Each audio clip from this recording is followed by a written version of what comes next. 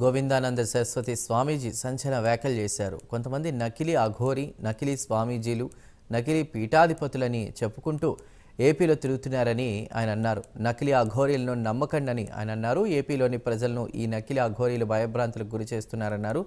నకిలీ అఘోరీలను కఠినంగా శిక్షించాలని సరస్వతి స్వామీజీ కోరారు.